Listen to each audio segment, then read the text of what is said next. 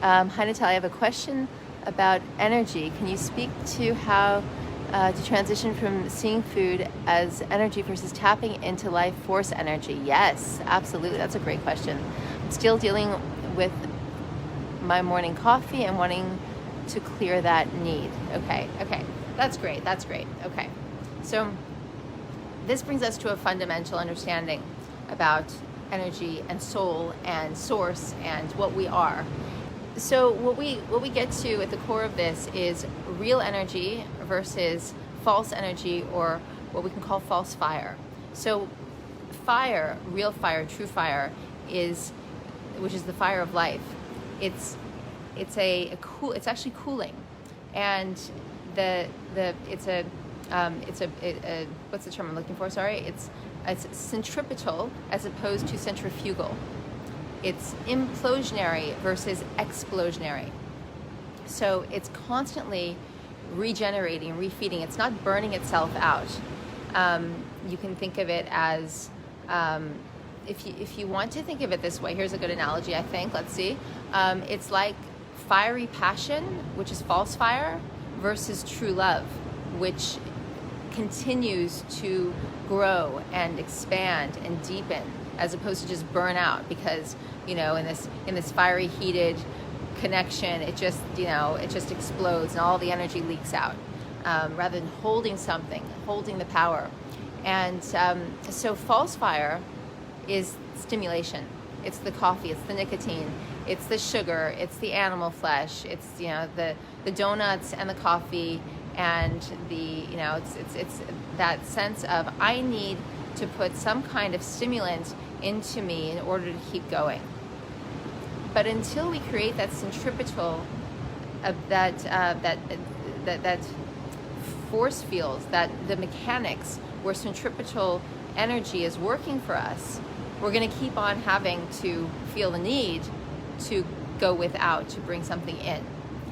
And notice I say have the need. We don't actually have to do it, but we're going to feel we have the need, which is the A word, addiction. So false fire perpetuates addiction. And the thing about addiction, as we know, is we always need a little bit more of that addictive substance in order to get the buzz or the feel-good effect, or whatever it is that we were going to that substance for.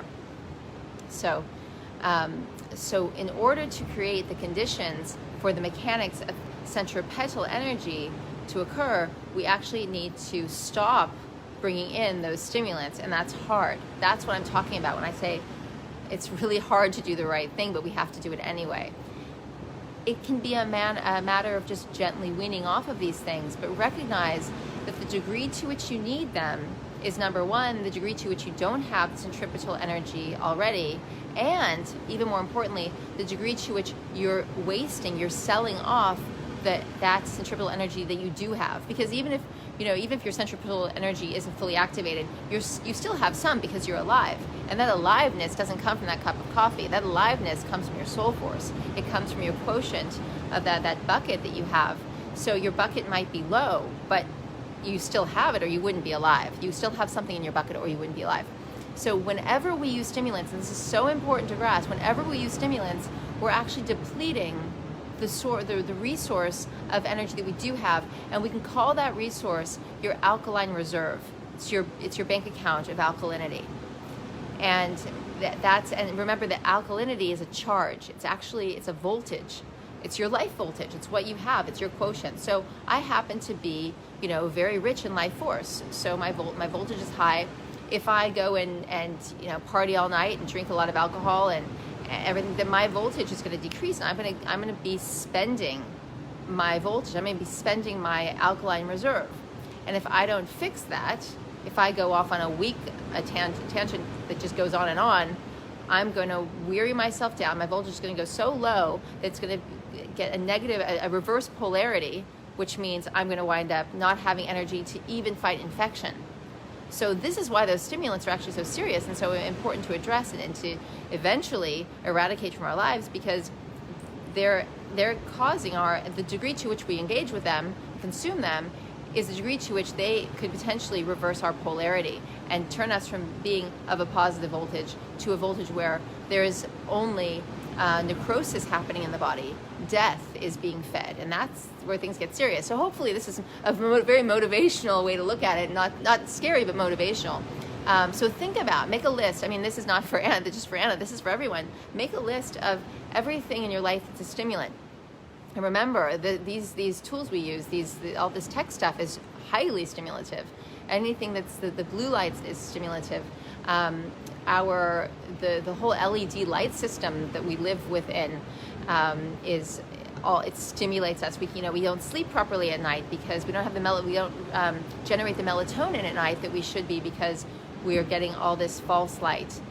When the sun goes down, we shouldn't get false light. Now, are we all going to do that? I mean, I'm guilty. I'm guilty as anyone using false light before bed, and I need to get better at that. But the thing is, I have a little bit of leeway because of everything else I do that's so spot on. I'm living in a purely alkaline environment, so it's a little bit of a cheat. I mean, in a fair way, it's a bit of a cheat. But I put myself in this environment because I want to make sure that I mitigate all the stimulation.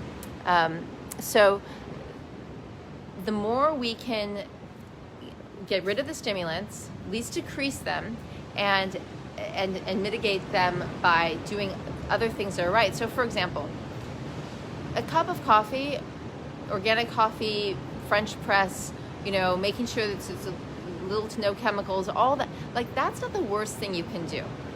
So that's why I say to most people, if they really love their coffee, get your food combining right, get rid of the sugar, get rid of the starchy stuff, get rid of the cow dairy, get rid of the animal flesh, get rid of the packaged food, the fast food, the drama in your life. It's robbing you energetically because it keeps you in a hypertensive state of stress. Deal with all of that, and then if you still have some coffee in your life, you're probably going to have a much easier time getting rid of it when you're ready to, but you'll already have totally upgraded your voltage and your alkaline reserve, your wealth in alkalinity. Your alkalinity bank account is already going to be so much bigger. So we can do so much even by holding on to a couple of things that are somewhat stimulative. So for example, I still really like to have a glass of organic wine, and